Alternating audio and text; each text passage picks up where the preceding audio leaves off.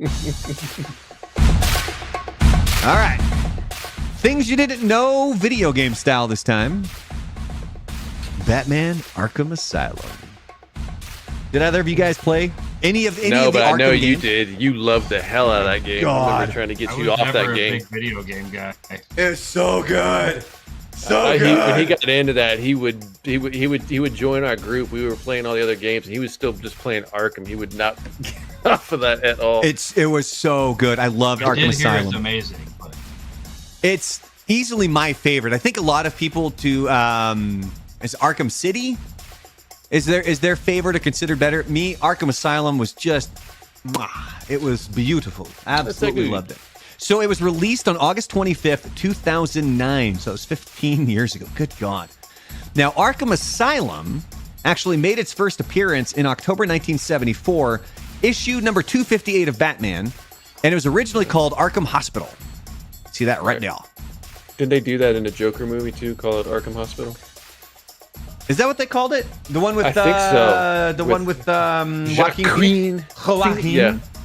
I think it's like Arkham Hospital in the movie as well.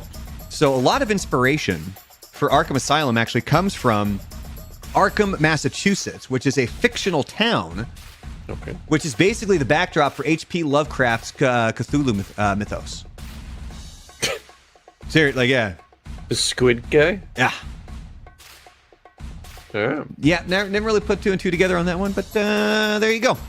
Also, so on the onto the video game here, the makers of the game wanted it to not only be the best Batman video game, but also the best Batman story. So they really pushed to get Kevin Conroy and Mark Hamill, Batman and Joker.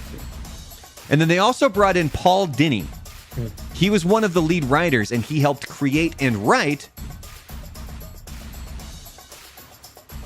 Batman the Animated Series. Ah.